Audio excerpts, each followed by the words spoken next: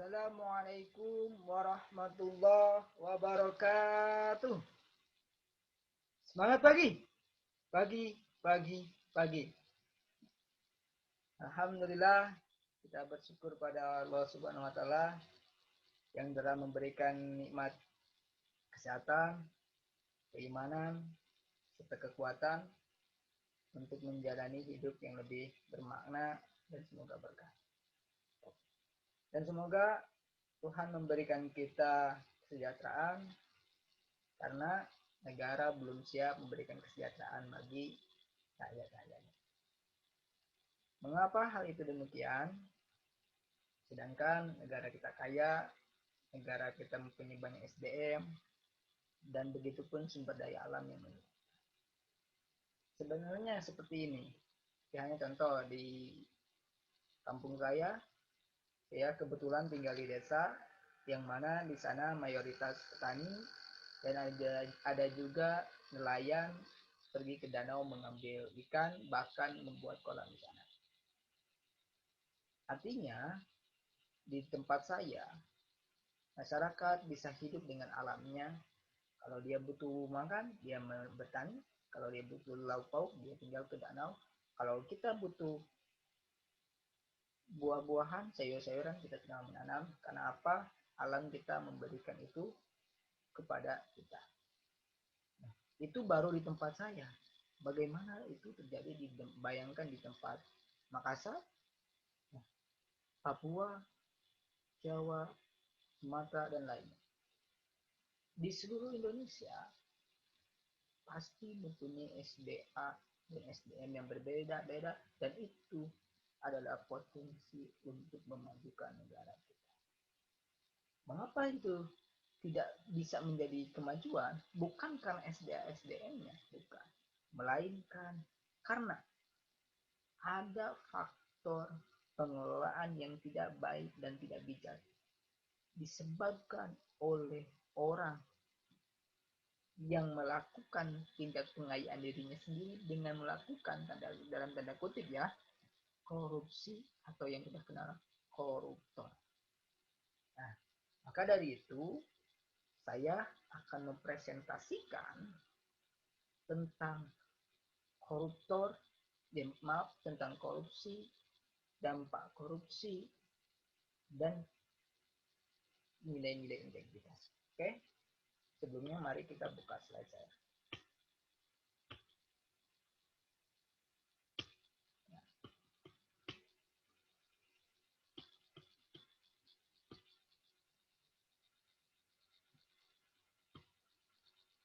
Oke, sudah kelihatan ya kawan-kawan? Di sini saya akan menjelaskan 3 variabel.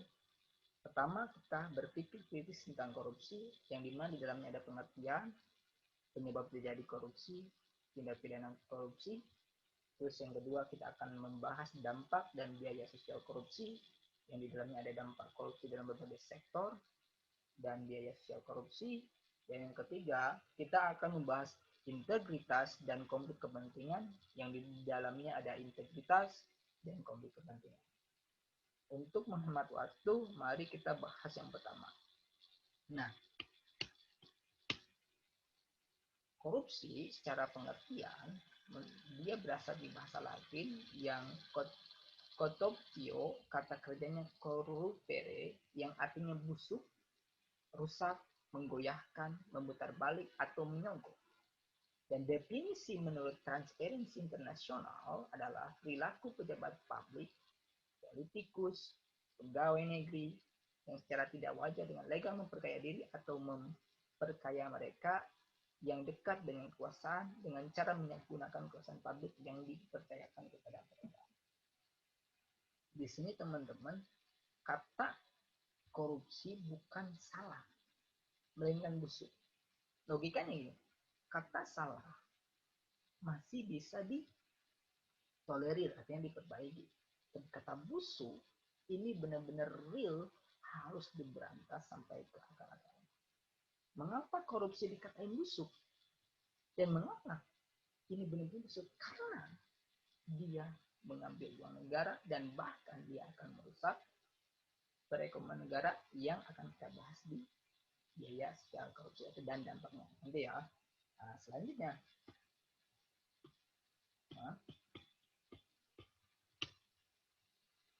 kita akan bahas penyebab terjadinya korupsi. Nah, di sini ada 4 tokoh, ya ada 4 pengertian dari beberapa teori. Yang pertama, menurut Robert Klitgaard dengan teori CDMA-nya, dia mengatakan korupsi itu terjadi karena faktor kekuasaan dan monopoli yang tidak dipengaruhi oleh akuntabilitas. Dan menurut Jack Baldwin, yakni Ground Theory, dia mengatakan korupsi itu ada keserakahan, greed, ada kesempatan, opportunity, ada kebutuhan, needs, dan ada pengungkapan, expose. Dan menurut Donald R. Krause, yakni Fraud Triangle Theory, dia mengatakan seperti ini. Pengaruh terhadap fraud adalah ada kesempatan, motivasi, dan rasionalisasi. Nah, sedangkan menurut teori willingness and opportunity to corrupt, yakni korupsi terjadi jika terdapat kesempatan. Dan kedua, ada minat keinginan. Dari berbagai teori ini, saya merangkum bahwasanya inti dari orang melakukan teori itu ada 3. Pertama, ada niat. Nah, niat di sini saya maksudkan ada mentalitas, ada dorongan orang, kalau kasarnya dorongan maling.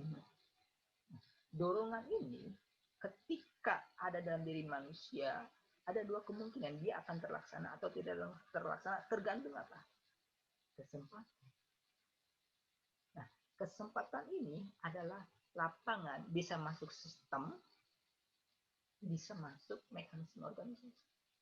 Ketika sistem atau mekanisme organisasi tidak memberikan ruang kepada orang yang punya niat atau mental korupsi, maka niatnya itu akan turun. Selanjutnya ada kebutuhan. Nah, kebutuhan di sini adalah bukan kebutuhan secara kebutuhan pokok. Kalau manusia kembali kepada kebutuhan pokok, sebenarnya makan, minum, papan, selesai. Dan pangan itu sudah selesai. Tapi kebutuhan ini yang mengikuti keinginan. Sedangkan tolak ukur keinginan atau pemuasan keinginan itu apa? Nggak jelas. Artinya masih luas. Dan penutupan keinginan tidak tahu. Kembali lagi kepada diri, niatnya tadi. Nah, makanya 3 ini yang membuat orang sebab orang melakukan korupsi. Lanjut. Sekarang masuk ke tindak pidana korupsi atau dalam istilahnya tipikor. Maaf, ada kesalahan.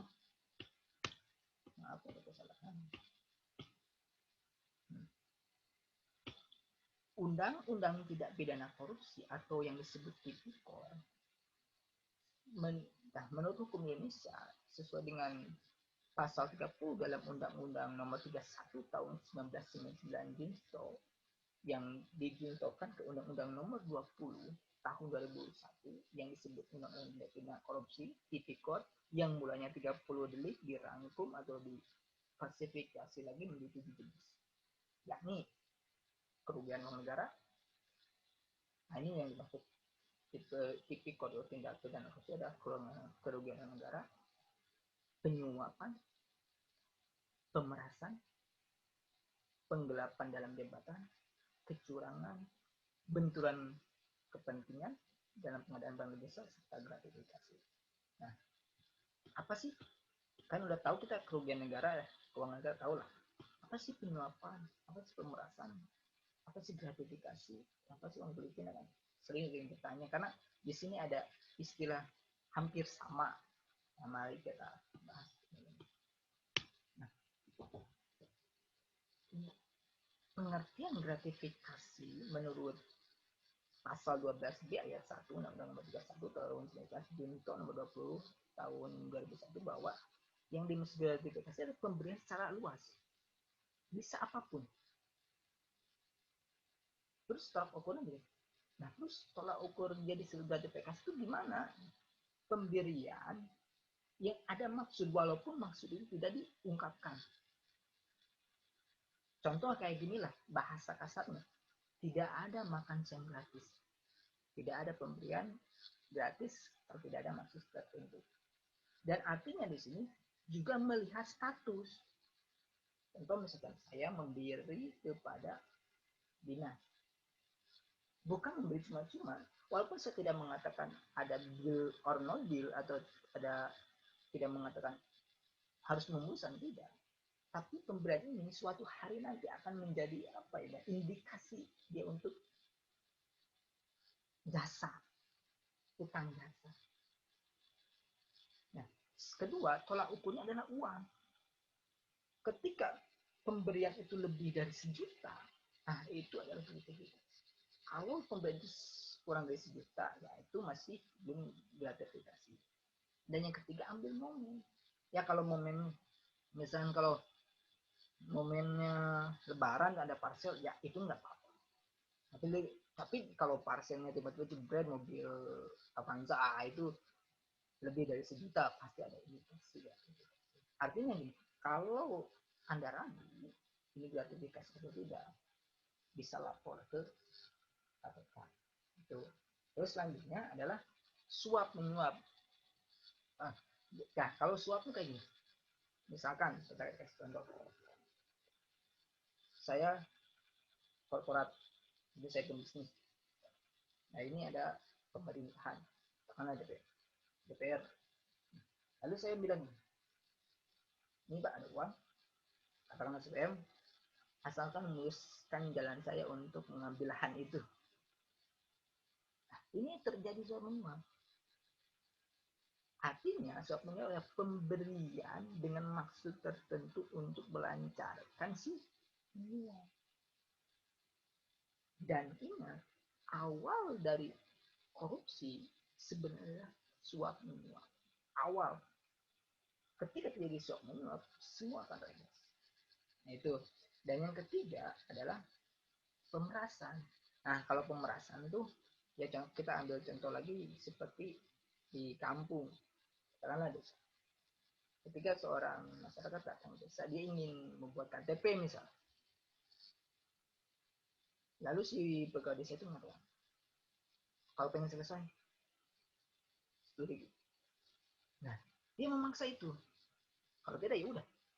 Nah, inilah yang disebut pemerasan. Nah, seperti yang disebutkan di sini, merupakan melakukan pemaksaan terhadap orang lain untuk keuntungan pribadi. Yang ini ada uang pelicin. Kalau uang pelicin, ini uang untuk dibelanjakan suatu, tahu lah ya. Nah, udah paham di sini. Selanjutnya kita lanjutkan ke bab. Nah, sekarang masuk ke bab dampak dan biaya sosial korupsi. Pertama kita buka dampak korupsi dengan berbagai sektor. Dampak korupsi ini harus kita clearkan. Kenapa di sini ditulis dampak korupsi begitu luas, artinya begitu besar. Ada yang pendapatan per kapita rendah, pengangguran, tingkat pendidikan rendah, tingkat kematian, kriminalitas, karena kemiskinan, maraknya perdagangan ilegal daerah. Hal ini terjadi karena gini, korupsi, tanda ininya apa, istilahnya tanda kuncinya, bukan hanya menghilangkan kerugian uang negara, tapi korupsi juga menghilangkan perekonomian negara. Nah, maksudnya kayak gini, kita analogikan gini. Sekarang, ini adalah negara, government, negara, government pemerintahan, sini ada rakyat. Ya, ada BUMN, BUMDes, ada BUMNS, artinya ini bisnis, 3 komponen ini. Ketika si pemerintah dia melihat rakyatnya sekarang lah butuh bantuan, dia akhirnya melahirkan subsidi yang tadi tujuannya untuk mensejahterakan, dia lahirkan subsidi. Tapi si subsidi ini diambil oleh koruptor. Apa yang terjadi? terjadi, pertama yang ini harusnya sejahtera dikasih uang untuk buat usaha si rakyatnya, hilang uangnya. Akhirnya kan dia dapat per kapita rendah karena uang yang dikasih subsidinya diambil oleh si koruptor. Ketika pendapatan per kapita rendah, dia nganggur, dia punya pekerjaan. Terus dia tidak punya itu, bagaimana anaknya? Akhirnya anaknya jadi sekolah. Jangankan untuk sekolah, karena dia tidak dapat subsidi yang harus kesejahteraan dia untuk melancarkan usaha dia, sehingga diambil oleh koruptor. Akhirnya dia untuk memberi minum bayinya atau untuk menjaga bayinya itu gimana? Nah, ketika mereka sudah tidak punya uang, sudah nganggur, pendidikan juga nggak bisa, kematian dia, akhirnya apa? Ada timbul kriminalitas, bukan karena dia jahat, sama dorongan karena dia miskin. Nah, setelah itu akhirnya apa? Dia bisa melakukan apapun, akhirnya jual sekarang ini enggak, karena faktor dorongan ini terus. Nah, inilah maksudnya dampak korupsi. Dampak korupsi bukan hanya uang yang diambil, bukan subsidinya diambil, tapi dampak ke bawahnya. Makanya yang untung dari korupsi cuma satu, apa ya? Si koruptor yang ngambil uang.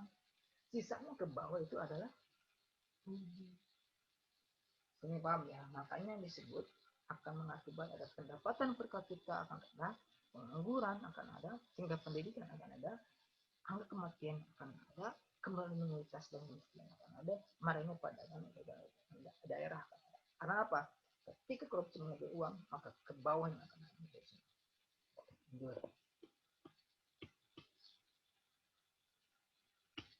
Kita lanjut ke bagaimana biaya sosial korupsi.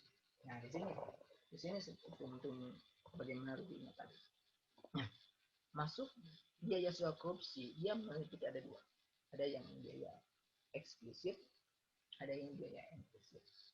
Ruang lingkup dari biaya sosial eksplisit ini tindakan korupsi, serangan perkara korupsi, pengadilan, perapatan aset, pemasyarakatan hingga nilai uang yang dikorupsi. Kalau ruang lingkup dari biaya implisit adalah yakni biaya kerusakan yang ditimbulkan baik lingkungan, sosial, dan ekonomi. Sebagai hal kita coba. Ketika adanya korupsi, akhirnya KPK dan jajarannya atau dan masyarakat yang lainnya mempunyai 3 tugas. Pertama, ada tugas antisipasi, ada tugas biaya reaksi, ada tugas biaya akibat korupsi. Semuanya nggak gratis. Logikanya sederhana, ada maling, ketika maling ini ngambil uang, yang untung kan maling doang. Bagaimana si ini dibacok maling, ini harus bayar ke rumah sakit. Tiba-tiba si polisi nyari maling itu, dia juga perlu dana. Ini kan rembet. Hebatnya gini, ketika mau nyetop korupsi, ada orang korupsi, ada biaya antisipasi, sosialisasi, itu kan butuh uang, butuh dana.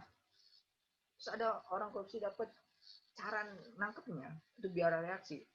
Harus ada proses dulu, proses perkara, mulai dari pengaduan, penyelidikan, biaya peradilan, biaya rumah tahanan itu kan perlu biaya, gak semerta-merta gratis.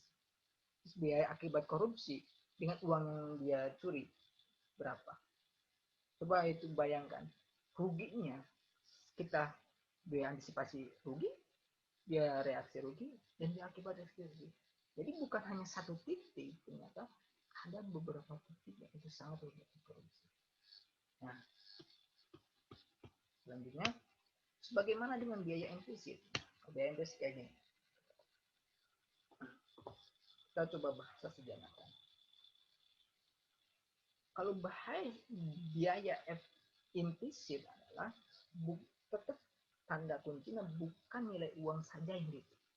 Misalkan nih, kita kasih contoh. Uang diambil. Uang zaman dulu kita ambil.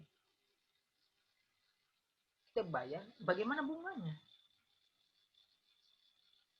Nah, bunganya harus dibayar juga oleh si korupsi. Dan ketika contoh lagi, dia ngambil tanah hutan di korupsi. Sebelum hutan ini dikorupsi, guna orang untuk masyarakat itu apa? Dan setelah Hutangnya dikorupsi, kerugian untuk masyarakat apa?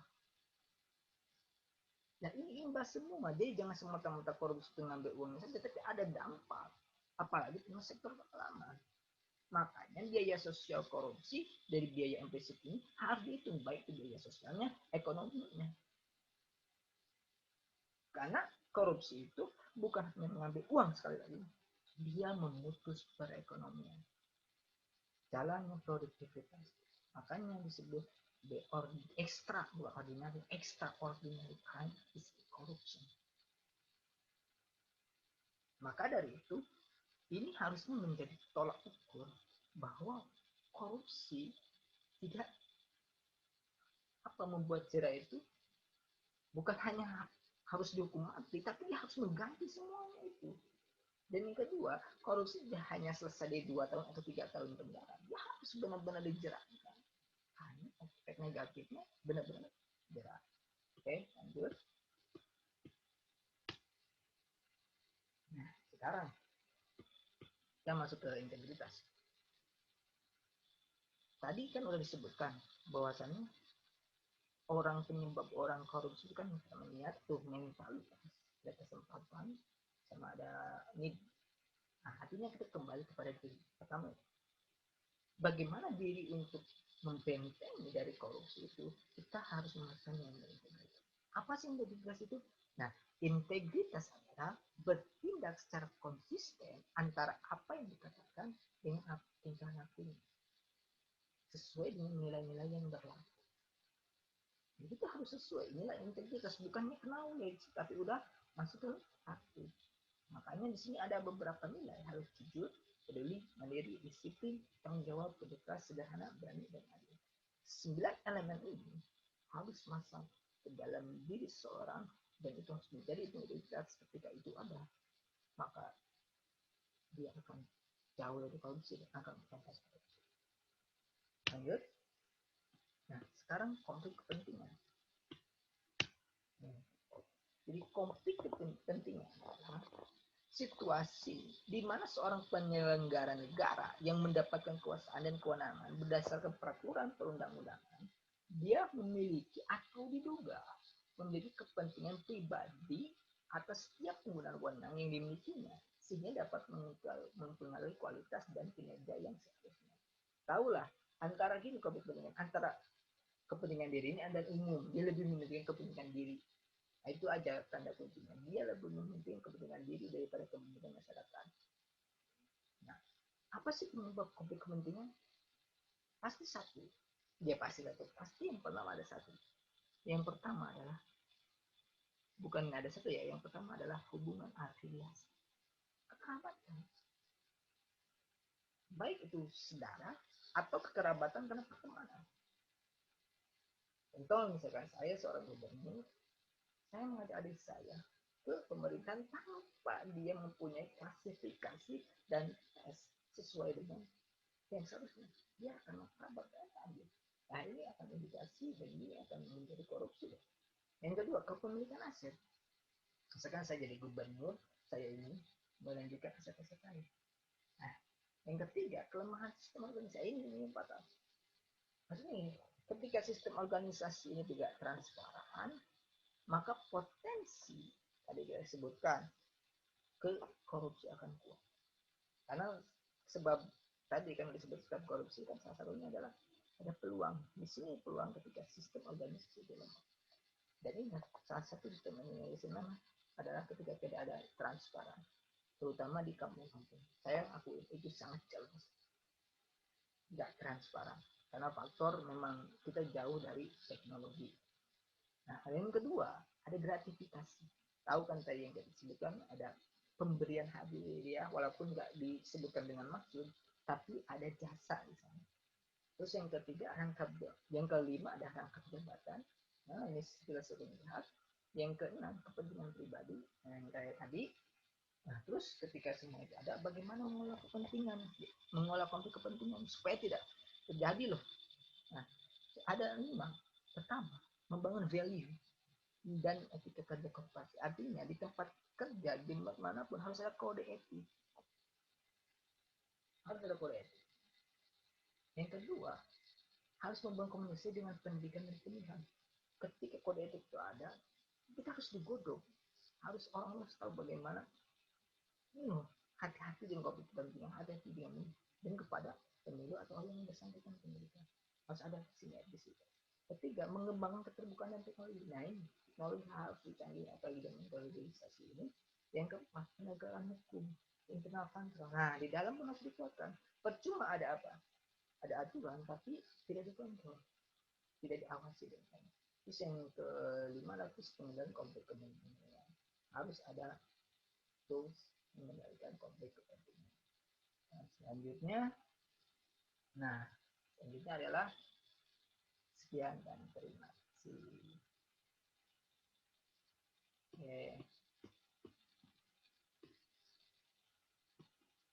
Oke, teman-teman, itu tadi pemaparan dari saya tentang korupsi, dan semoga itu bermanfaat bagi teman-teman dan khususnya bagi saya pribadi. Sebelum saya mengakhiri ini, saya ingin berkata sebentar mengatakan ini. Korupsi itu bukan masalah pribadi dan bukan tugas pribadi. Karena apa? Tadi sudah disebutkan. Korupsi hanya untung satu orang. Dan rugi bisa semua. Dan korupsi bukan musuh satu orang. Tapi korupsi adalah musuh semua orang. Tinggal pilih mau memberantas korupsi atau dia membiarkan korupsi. Ketika memberantas korupsi, ada kemungkinan korupsi akan lemah atau hancur.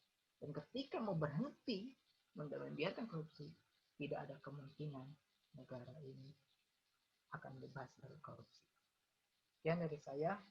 Assalamualaikum warahmatullahi wabarakatuh.